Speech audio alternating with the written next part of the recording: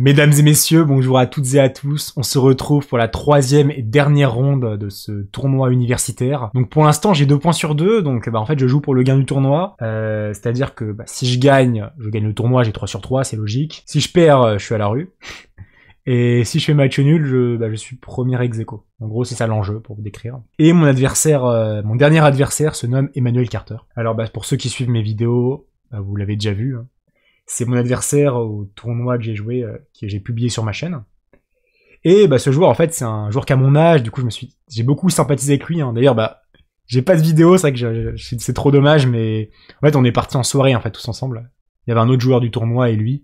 Et en fait, on a fait une soirée tous ensemble, juste après le tournoi. Donc, j'ai pas fait de vlog, c'est vrai que, beaucoup de regrets, hein, je vous cache pas, parce qu'en plus, c'était hyper marrant. Donc, je sais que si j'avais fait un vlog, là, ça aurait été un truc incroyable. Donc voilà, je ne referai pas l'erreur une deuxième fois. Si jamais il y a des trucs sympas à montrer, je le ferai. Mais du coup, voilà, je joue contre un ami. Je l'ai affronté pas mal de fois parce que il y a des parties que j'ai pas mis sur ma chaîne parce que je me suis dit que maintenant je vais mettre des parties où je vlog, enfin où j'apporte une plus-value quoi. Et qu'est-ce que c'est mon historique contre lui? En fait, donc la première partie j'ai fait match nul contre lui. Je l'ai publié sur ma chaîne.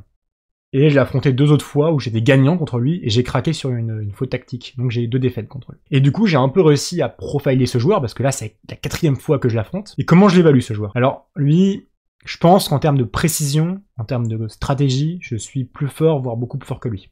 Bon, là, ça se voit pas que mes parties, stratégiquement, c'est médiocre. Hein. Si vous avez regardé ma ronde 2, vous allez pas dire que c'est terrible. Par contre, là où il est vraiment plus fort que moi, ça peut sembler négligeable, mais ça l'est pas. Il est beaucoup plus fort sur la tactique, et notamment les petits tricks en tactique. Par exemple, pour illustrer, en blitz sur internet, il est 2600-2700. En bullet, il est 2900. Moi, en bullet, je suis 2300. Donc voilà, il y a en fait, sur les petites tactiques, parce que le bullet, c'est ça la caractéristique première du bullet, il est vraiment au-dessus de moi. Et donc, en fait, je tiens compte de ça pendant la partie. Je me dis simplement, je joue probablement mieux aux échecs, on va dire sur l'aspect global. Par contre, tactiquement, je me fais bouffer. Donc je me dis, ok, là ici, contre lui, faut pas que tu fasses le héros, faut pas que tu forces un peu les positions, et faut que tu gères bien ton temps. Parce qu'en fait, dans mes parties précédentes, j'ai pas si bien géré mon temps que ça, je fais des gaffes, il me sanctionne avant moi, je perds. Et donc, je décide de jouer avec ça en tête. Donc voilà, vous avez un peu le contexte de la partie. Donc il fait E4, j'ai fait E6. Et en fait, pour expliquer, pour tenir à la conclusion, donc D4, D5, c'est l'ouverture. En fait, ce que je me dis, c'est simple, t'essaies juste de jouer le mieux possible. Évidemment, comme j'ai perdu, j'ai envie de le battre, hein, j'ai pas envie, vous savez, je suis un compétiteur, hein, donc quand je perds contre un joueur, je déteste perdre, donc j'ai envie de gagner. En même temps, il y a cette voix dans ma tête qui te dit, fais pas le héros, tu joues juste de ton mieux, tu fais la meilleure partie possible, et si tu gagnes, c'est nul, c'est nul, mais surtout, tu fais pas de dinguerie, par exemple, tu forces pas une partie nulle et tu la perds, parce qu'en fait, c'est ce qui m'est arrivé, hein. En fait, la troisième fois que je l'ai affronté, j'avais une position égale, c'était une position égale plus, genre peut-être plus 0,5, à une finale un peu avantageuse. Il me propose nul, je refuse, je la force, je la perds. Et du coup, j'étais un peu déprimé quoi après ça. Et j'espère surtout ne pas rentrer dans ce travers. Donc je fais cavalier D2, il fait C5, je fais cavalier F3, en fait c'est la même chose que la première partie, je me dis, comme ça je vais prendre un peu d'expérience sur cette ouverture. Et là, contrairement à mon adversaire qui avait joué cavalier C6, il joue le coup cavalier F6. Très bien.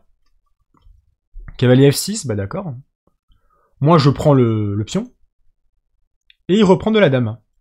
Ok. Je connais, hein, c'est théorique. Hein. Moi, je fais fou C4. Il fait dame D8. Et là, dans mes souvenirs, le coup le plus joué, c'était petit roc. Puis on prend D4, cavalier B3, cavalier C6, et cavalier prend D4. Le truc, c'est que cette variante, elle est hyper connue, donc j'avais un petit peu la flemme, entre guillemets, de jouer un truc que je sais qu'il connaît très bien, quoi. Je voulais un peu le surprendre. Pour ceux qui jouent ça avec les blancs, d'ailleurs, je vous invite à jouer le coup dame 2, qui est hyper intelligent. Je sais plus s'il s'agit de ça dans mes analyses, mais en fait, c'est malin, parce que pour vous montrer, fou 7, il y a tour D1, et ça laisse sortir la tour exerce un vis-à-vis sur la dame, et là, je peux prendre du cavalier, il y a la tour qui est derrière, et en fait, pour vous montrer la variante, ok, je pense que c'est assez intéressant à jouer, hein, parce que du coup, ça permet de mettre en lumière la tour, qui rentre en scène, et ok, c'est des variantes assez intéressantes. Et j'avais pas ça en tête dans la partie, hein, c'est pour ça que je l'ai pas fait. Moi ici, j'essaie de faire un truc plus simple. Je prends C5. Ça paye pas de mine, hein, parce qu'il fait fou prend C5, ça peut sembler pas très ambitieux. Mais je me dis, ok, au moins on sort un peu de la théorie, et je vais jouer une partie d'échecs. Je fais petit roc, il fait petit roc. Je fais cavalier B3, j'attaque le fou. Il fait fou E7, il le replie. Et là, du coup, je suis un peu out of the book, je connais plus grand chose. Bon, la théorie s'est arrêtée bien avant, en soi. La prépa s'arrête un peu à D prend C5, parce que je sais que ça existe, mais je connais pas les détails, si vous voulez. Donc en gros, ça s'est un peu arrêté là. Donc on est à fou E7 à présent. Et là, moi je me dis, ok, je vais faire dame E2. Je vais garder les dames, hein, bien sûr. J'ai pas envie de faire nul, hein, je joue pour le gain. Et j'ai envie de mettre une tour sur la colonne D. C'est mon idée. Après, enfin peut-être, je sais pas encore, ça dépend comment il joue. Là il fait cavalier C6. Et là je joue le coup fou G5. Ok. Je mets une pièce, hein, je mets un vis-à-vis avec le fou. J'ai aussi pensé à fou F4. Fou F4 était un peu plus joué que fou G5. Comment j'ai départagé entre les deux, je vais pas vous mentir, ça s'est un peu fait à la plouffe. Non, plus sérieusement, j'ai un peu choisi parce que j'ai des souvenirs de position en fait où le fou était en G5. Et du coup, je m'étais dit que si j'ai ces souvenirs en G5, c'est qu'il y a une raison. Donc en fait, j'ai un peu choisi plus par rapport à ma mémoire que, on va dire, par choix entre F4 et G5. Parce que c'est vrai que, on va dire, je savais pas trop comment départager entre les deux. Je pense que les deux sont intéressants, mais c'est un peu mieux de le mettre en F4 quand même, peut-être symboliquement. À voir. Enfin, il est plus actif ici. Franchement, je sais pas. Je pense que les deux se jouent, hein, on va dire. Ici, je joue dame C7, ok. Moi, je fais cavalier D4. Un peu bizarre cavalier D4. Honnêtement, je pourrais pas vous dire pourquoi j'ai joué. Je pense un coup normal, ici, c'est tour AD1, simplement. Je mets une tour sur la colonne ouverte. Éventuellement, tour E1. Mais cavalier D4, c'est un peu bizarre. Et en fait, je dois faire gaffe à un truc. En fait, ici, il a joué cavalier prend, et ici, il a joué le coup A6. Alors, bon, moi, sur A6, j'ai décidé de jouer A4. Mais en fait, ici, je pense qu'il aurait déjà pu m'embêter, bien avant, pour vous montrer. Sur cavalier D4, il aurait pu jouer peut-être... on va dire cavalier prend A6 à 4 maintenant. Et là, il peut simplement jouer H6, qui est hyper pénible. Donc là, bien sûr, je fais fou H4. Et en fait, il fait E5. Et c'est vrai que l'objectif de cette française, c'est d'envoyer E5 pour libérer le fou, hein, tout simplement. Et en fait, ici, il peut même jouer E5 tout de suite, d'ailleurs. Et en fait, E5, c'est chiant, pourquoi? Parce que, par exemple, je vous montre. Cavalier F3, il fait E4. Et il prend pas mal d'espace. Après, je comprends qu'il ait peur de ça, parce qu'en fait, il faut avoir confiance avec fou prend, dame prend E4, et en fait, bon, déjà il y avait fou prend B2, mais voilà, il faut se dire que ça c'est quand même bien pour les noirs, mais il faut faut pas avoir peur avec fou D3 peut-être. Non, en fait ça va, hein, franchement c'est pas, y a pas trop de raisons d'avoir peur, il fait juste G6. Ouais, voilà, donc il aurait pu jouer E5 pour ces raisons, enfin E4, et sinon peut-être plus précis c'est H6 d'abord, fou H4. En fait, c'est marrant, mais moi j'ai pensé au début que à dame F4 qui attaquait le cavalier, le fou en même temps. Et ici, j'étais pas inquiet grâce à cavalier F3. Et sur E5, en fait, j'y ai pensé, et là, j'ai vu fou G3. En fait, j'ai pensé à E5 à ce moment-là, bizarrement, mais pas après. Donc ouais, franchement, E5 très pénible. E5 très pénible, j'ai vraiment sous-estimé, parce que s'il joue E5, je pense qu'il prend un petit avantage. Heureusement, ça n'a pas eu lieu. Ici, il a fait fou D7. Je fais tour E1, je comprends que 5 à présent, ça fait peur. Je fais tour E1. D'ailleurs, il avait peut-être toujours E5 à présent. Ah non, E5, j'ai pensé à quoi? Ouais, E5, je m'étais dit fou D3 maintenant, qui est pas bête.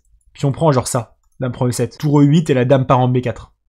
Je m'étais dit genre de variante dans la partie. Je sais pas ce que ça vaut, mais moi je pense que ça va, hein, c'est honnête avec les blancs. En tout cas, j'aurais pas été trop inquiet sur le coup. Mais E5 avant était plus pénible, par contre. Ok, ici il a joué un coup par contre qui m'a étonné. Moi je m'attendais pas trop à E5 ici. Moi je pense que si j'étais lui, déjà j'ai pensé à des coups comme fou D6. En me disant, fou prend F6, j'ai prend F6, c'est vrai que ça affaiblit le roi. Mais lui, il gagne la paire de fous. Cette structure ici, je sais que c'est pas spécialement faible. Par exemple, dame G4, roi H8, dame H4. J'ai rien de concret, hein. Par exemple, ok, ça c'est pas des coups que j'invente, hein. C'est des coups parce que j'ai déjà vu une fois ce genre de position, en fait, et c'est très très solide, en fait, avec les noirs. Donc je sais que ce genre de plans sont possibles. Et sinon, un coup plus simple, je m'étais peut-être dit, je sais pas, tour AC8, tout simplement. Il met une tour sur la colonne semi-ouverte, fou D3 et tour D8. Moi, je pense que j'aurais joué comme ça dans la partie. D'une manière vraiment simple. Et voilà, je pense qu'il a égalisé ici, sans problème. Et ici, il joue un coup, qui m'étonne, il fait tour AE8. Et tour AE8, je me dis bizarre, parce que du coup, quand la tour est en E8, celle-là, elle doit rester en F8. Et qu'est-ce qu'il veut faire en F8 concrètement? Parce que pousser le pion F5, c'est compliqué quand même avec ce qui se passe sur E6. C'est fait que j'ai du mal à comprendre. Donc moi, je joue C3. Je me dis c'est un coup utile. Mon fou, il peut se replier ici plus tard. Je sais pas s'il y avait de meilleures options, je pense que c'est un très bon choix, C3. Il fait H6. Moi, je fais fou H4, bien sûr, j'ai pas envie d'échanger mon fou contre son cavalier, ça va de soi. Et là, il fait cavalier H7. Et ça, je me dis, attends, il exagère. Je vais pas manger son fou. Parce que sur tout prend, bien sûr que ça l'arrange, à présent, il peut doubler les tours. Moi, je me dis, attends, là, t'es pas si bien placé avec tes pièces. Donc moi, je refuse l'échange et je joue fou G3. J'attaque la dame. Donc il fait fou D6. Donc là, je me dis, je vais prendre en D6, hein, parce que s'il le fait lui-même, ça double mes pions, tout simplement. Donc je préfère le prendre moi-même, ce fou. Il fait dame prend D6. Et ok, on peut s'arrêter ici pour faire une petite analyse de la position. Et ok, je suis pas mécontent de ma position, franchement. J'ai l'impression que c'est relativement égal. Après, en pratique, ça peut être en ma faveur. Pourquoi? Parce que j'ai un 3 contre 2 déjà sur l'aile dame. Les cases noires peuvent être un peu faibles en fait, j'ai l'impression que je peux les dominer. Donc là, j'ai un truc qui me vient en tête, c'est je vais jouer le coup cavalier B3. En fait, l'idée de cavalier B3, c'est à terme amener ce cavalier en C5, ou éventuellement en A5, mais je vais vous dire ce que j'avais en tête. Donc là, il joue cavalier F6, je m'y attendais. Et là, je joue le coup dame E5.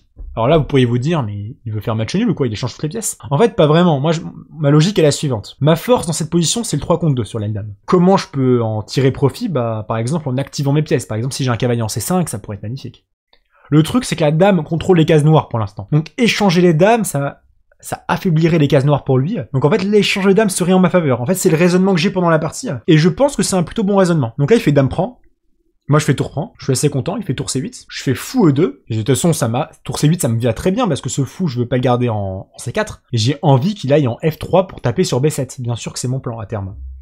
Ici, il fait tour D8, bon, moi, je fais cavalier A5, j'attaque le pion B7, hein, je veux vraiment l'embêter le plus possible, et là, il joue le coup, il joue fou C6.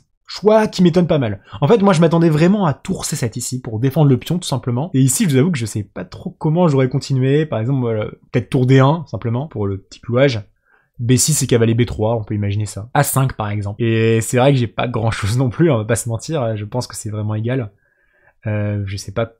Non, c'est égal, hein. Je pense que c'est égal. Donc c'est vrai que tour C7, je pense que ça le convenait très bien, hein. Il pouvait très bien jouer ça. Mais là, il fait un truc qui me surprend pas mal, il fait fou C6. Je me dis, attends. Là, j'ai pas réfléchi longtemps, je fais cavalier prend C6. Tour prend C6. Et qu'est-ce que je me dis? Je me dis, ok, magnifique. J'ai à présent tour et fou contre tour et cavalier. Donc je sais que ce tandem, il est en ma faveur. Par contre, je comprends pourquoi je ne suis pas spécialement mieux, c'est qu'il va contrôler la colonne D avec sa tour. Ici, je joue le coup roi F1. Je me dis, ok, je me rapproche mon roi. Et il fait le coup tour D6. J'évalue ça comme égal, hein, parce que j'ai beau avoir le fou contre le cavalier, il a la colonne D, donc j'ai pas de moyen normalement de prendre un avantage. D'ailleurs, roi F1 c'était un peu imprécis, je pense qu'il fallait jouer fou F3 ici, parce que sur tour B6 à présent, B4 c'était mieux, pour envoyer par exemple... On va d'abord vous montrer la vente qui était gênante, hein, sur roi F1. En fait ici tour B6 c'était assez pénible pour attaquer B4. B2, excusez-moi. Parce que si je fais B4, en fait il fait cavalier D5, et il tape sur C3, c'est ça qui est pénible. C4, par exemple, il peut faire cavalier prend B4. Il y a même des F6 intermédiaires qui sont encore pires, mais cavalier prend B4 déjà. Bon, c'est un peu compliqué, je pense pas. Après tour B1, ça tient quand même, je suis pas non plus foutu. Il y a des ventes assez tactiques d'ailleurs. Mais ouais, enfin, c'est très très pénible, ce genre de configuration. J'aurais pu jouer tour B1 aussi, mais du coup il fait tour D2, ça fait vraiment très peur, je trouve. On peut imaginer ce genre de truc. Ouais, j'ai pas trop envie de rentrer là-dedans. C'est vrai que tour B6 m'ont un peu créé une épine sous le pied, hein. Si vous avez vu le match Baki Doumbé, vous savez de quoi je parle. Et du coup, ici, ouais, roi F1, j'ai pas pensé à tour B6, il fait tour D6 là, ça me rassure un peu. Enfin, j'ai pas pensé, donc ça me rassure pas, j'ai pas pensé juste. Et là, je joue fou F3. Bon. Fou F3, j'attaque le pion en B7. Je suis pas trop inquiet. Il fait cavalier D7. J'attaque ma tour. Et là, je fais tour A5. Tour A5, ça peut sembler bizarre. Au début, je m'étais dit que j'allais faire tour E1, tour D1, et rentrer en finale comme ça. Et en fait, je pensais que c'était un bon choix. J'ai beaucoup hésité à faire ça. Après, ce qui me plaisait bien avec tour A5, c'est que j'attaque le pion B7, et quand il fait B6, je prends le pion A6. C'est ça qui me plaisait bien. Et sur cavalier C5, je fais tour A8 à présent. J'ai pensé à ça dans la partie. Donc en fait, j'aimais bien ce truc. Et ici, il a bien joué. Parce qu'en fait, ce qui est vicieux dans ce que je fais, c'est que par exemple, tour B6, qui est un coup logique pour défendre le pion, mettre une tour sur la colonne B, là j'ai B4. Vous voyez? Et en fait, cette tour, elle peut devenir passive. Et moi, c'est ça que je voulais. Par exemple, je vais vous montrer les petits trucs que j'avais en tête. Mettons roi F8. Hein. Je sais pas si c'est le meilleur coup, c'est juste pour vous montrer. Et je pensais à des trucs genre tour H5 avec idée A5 et la tour peut pas rester en contact. Je pensais à des petites sournoiseries comme ça. Et du coup, j'aimais bien essayer de l'amener avec sa tour en B6. Et là, en fait, il a fait cavalier B8 qui est bien joué. Du coup, en fait, je vais vous montrer l'idée sur fou prend B7. Son astuce, c'est tour B6. Attaque le fou, attaque le pion. Fou F3, il fait tour prend B2 à présent. Et il récupère le pion. Et obtient, bien sûr, énormément de compensation. Donc, j'ai pas envie de faire ça. Mais là, moi j'ai pensé à tour C5. Je me dis ok, maintenant que le cavalier n'est plus en D7, celui-ci va revenir, cette tour pardon va revenir en C5, et je me laisse de rentrer en C7 quand même. Et là franchement, encore j'ai été très critique sur mes deux premières parties, Celle-là, je trouve que je me débrouille pas si mal, hein. D'un point de vue stratégique, c'est hyper intéressant, parce que là, j'arrive bien à creuser mon petit avantage, et je pense que là, j'ai obtenu un petit avantage avec les blancs, parce qu'à présent, bah, il a toujours ses tours qui sont doublés, mais pour l'instant, il peut pas trop s'exprimer avec ses tours. Et là, il joue B6, moi je fais tour C7. Il fait cavalier D7, hein. Je précise qu'il joue bien, hein, il joue les meilleurs coups hein, pour l'instant. Mais là, je fais tour D1 présent. Comme les tours ne sont plus liés, je me dis, bah, la force de sa position, c'est quoi? C'est que les tours sont doublés, donc je vais échanger l'une des tours. Ici, je joue cavalier E5, je fais tour prend D6, il fait tour prend D6, et je fais fou E2. Et à présent, je suis sûr d'une chose, j'ai un petit avantage avec les blancs. Parce qu'il a plus les compensations avec les tours doublés comme tout à l'heure. Donc pour lui, j'ai pensé à tour D2, qui serait logique. Le truc, c'est que ça fait très peur, hein, parce qu'on peut imaginer B4, tour A2, fou prend A6, mettons. Peut-être F4 d'abord pour chasser le cavalier, je sais pas, cavalier G6, mais ok, bref. On va pas aller trop loin, on va juste mettre fou prend A6, tour prend A4, et là, ok, bah juste, en fait, je me dis ça, je préfère avoir les blancs, pourquoi? Parce que ce pion, il va finir passer à terme, et ça va être une vraie pression, en fait, pour les noirs. Donc moi, c'est vrai que ça fait très peur, et je comprends qu'il ait pas voulu partir sur ça. Donc il a plutôt joué le coup A5, simplement le pion est attaqué, il bouge son pion. Et là j'envoie F4. Ce cavalier il est fort, je veux le dégager. Et F4 je trouve que c'est plutôt malin, pourquoi? Sur cavalier G6, je fais G3, fin du game, le cavalier revient plus. À cause juste F4 G3 ça bloque bien. Il doit revenir en F8 mais c'est beaucoup trop tard, hein. Moi je fais B4 et je vais prendre à A5, je vais attaquer ce pion. Par exemple, ok je vous montre un petit peu, je sais pas, on va dire F6. On peut imaginer pion prend, mettons tour C5, et là ce pion il va craquer, c'est un exemple, hein. Et même tour D5, la finale elle sera en ma faveur, donc ça serait parfait pour moi, donc cavalier F8 ce serait presque gagnant. Il pourrait tenter de faire cavalier D3, c'est vrai, mais là j'ai juste pensé à fou prend, et tour C6 pour attaquer le pion. En fait la variante est vachement intéressante, je suis pas allé plus loin, hein. Je me suis arrêté à tour C6 en me disant c'est moi qui ai un pion passé, je vais être dangereux, hein. Mais en fait je vais vous montrer la variante que j'ai analysée. Il y a tour D1, roi E2, tour A1, attaque le pion, en soi c'est des coups assez forcés. Je prends le pion, il reprend le pion à 4. Je fais G3 pour défendre, qui serait un coup logique. Et en fait, ce que j'ai analysé ici, et je trouve que c'est assez instructif, je pense que j'ai appris des choses de cette analyse, c'est que si le meilleur coup c'est pas G3, c'est assez difficile je trouve, c'est roi D3. Et là, roi D3, bon, si vous mettez ça sur l'ordinateur de Chesscom, il comprendra pas parce que c'est trop technique. Et là, vous pourriez vous dire, mais attends, c'est trop bizarre. Sur tour prend F4, qu'est-ce qui se passe? Et en fait, avec quand on fait un peu tourner l'ordi, ce qui est génial avec ce coup, c'est qu'il y a d'abord tour B8, le roi s'éloigne un peu, on éloigne le roi dans un premier temps, et en fait on fait C4. Et la pointe c'est quoi? C'est que le roi en D3 aide la poussée du pion en C4, et ça va être un atout incroyable. Par exemple, je continue, hein, parce que honnêtement je trouvais ça hyper intéressant. Roi G6, C5, tour F5, roi C4, tour F4, donc par exemple roi B5, ok je me prends tour B4, donc je veux pas me précipiter, je fais roi C3, mais en fait, s'il fait rien, moi mon pion il part en flèche quoi. Donc il doit faire tour F1, avec des tours C1, je fais tour B5 pour attaquer le pion, et en fait on obtient ce genre de position et le roi il arrive à soutenir le pion.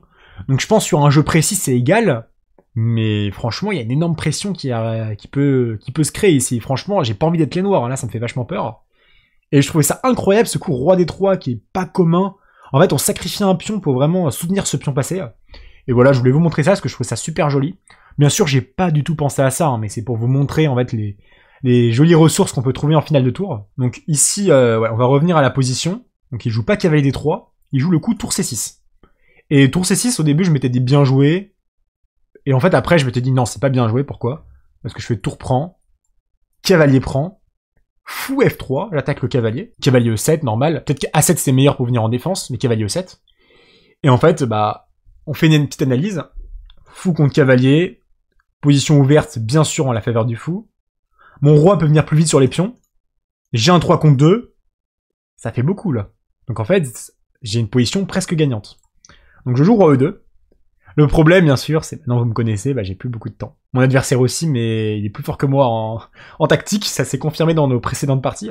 Donc c'est vrai que je suis un peu inquiet par rapport à ça. Mais du coup, je joue assez vite. Hein. Je fais roi F8. Je fais roi D3. Il fait roi E8. Je fais roi C4. Il fait roi D7. Je fais roi B5. Il fait roi C7. Et la tension est à son comble, là, je me dis, mais franchement, pour l'instant, je suis content de ma partie. Hein. Jusqu'à présent, je me dis, encore les deux dernières étaient médiocres.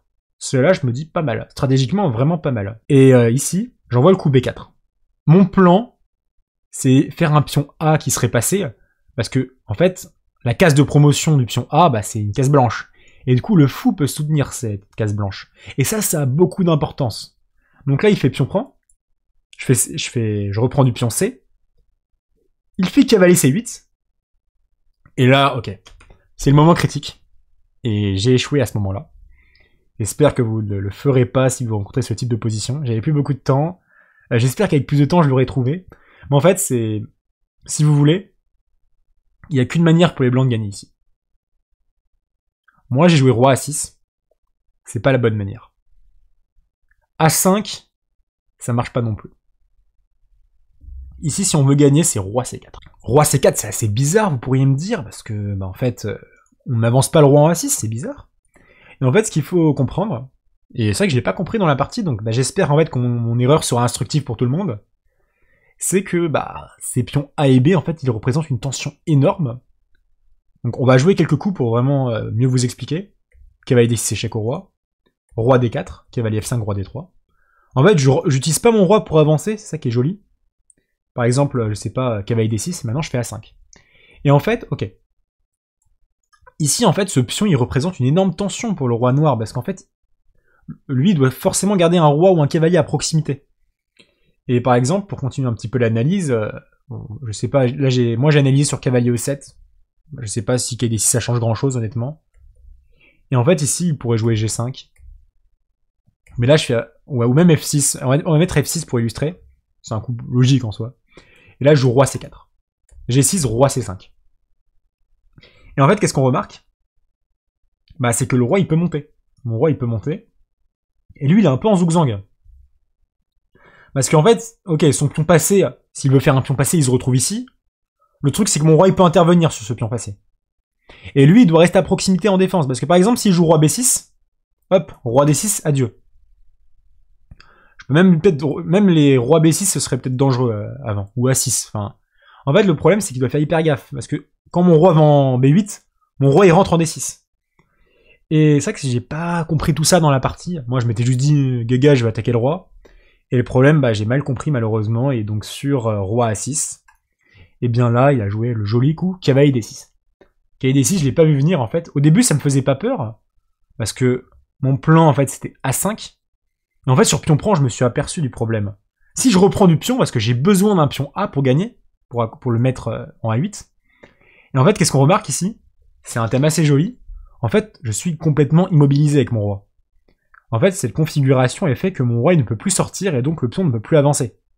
Si on remarque bien, en fait, toutes ces cases sont contrôlées par les noirs, et donc mon roi est enfermé. Et donc ce pion il pourra jamais passer. Et c'est même lui qui est dangereux parce qu'il menace de faire F6, E5, E4, et d'avancer avec ses pions de cette manière. Donc ça peut même se retourner contre moi, ce genre de position. Ici, sur A5, je pourrais essayer B5, mais là, c'est même moi qui perds avec A4. Surtout que sur B6, le roi va en B8, il n'y aura jamais de gain. Donc là, sur pion prend, du coup, je fais roi prend, un peu avec déception, bien sûr. Il fait F6, je fais B5. Il fait cavalier C4, échec au roi. Je fais, du coup, le coup roi A6. Et là, je propose nul. Je propose nul, pourquoi? Bah, déjà, par rapport à ce que je vous expliquais en début de partie, je me suis fait arnaquer plusieurs fois contre ce joueur, donc j'ai pas envie de renouveler. Là, je vois que c'est égal, hein, je vois que je suis passé à côté de ma chance, de une. Et je me dis, faut pas la forcer, tu vois. Faut pas déconner, t'as plus beaucoup de temps. Ok, c'est égal, voilà. Tu t'es raté, fallait juste mieux jouer sur la finale. Je savais que j'avais un gain un moment, ça se sentait, mais j'ai pas trouvé, donc voilà. Je veux pas non plus forcer. Par contre, si je voulais un peu continuer le combat pour vous montrer, j'aurais pu jouer roi B4, tout simplement. Roi X6, c'est vrai que c'est pas très ambitieux, mais roi B4, c'est intéressant. Cavalier B6. Et à présent, je peux faire encore H4. Et en gros, qu'est-ce qui se passe? Bah, c'est comme tout à l'heure, en fait, bah, je vais utiliser mon roi pour avancer. Hein.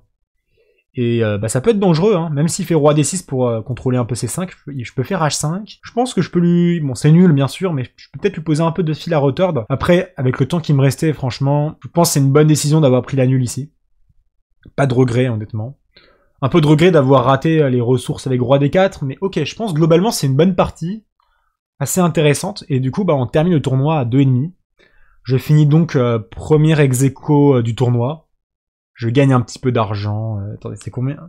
Bon là, je gagnais pas beaucoup, je crois que j'avais J'avais payé 25 € l'inscription, enfin 25 $, pardon, j'ai gagné 50 $. Bon. Bon, de toute façon, je venais pas pour l'argent, hein, je venais bien sûr pour m'entraîner. Mais en tout cas, hyper sympa ce tournoi. Franchement, c'était super bien organisé. Honnêtement, c'était organisé par une asso universitaire, mais franchement, ils connaissent pas forcément le monde de la compétition, etc.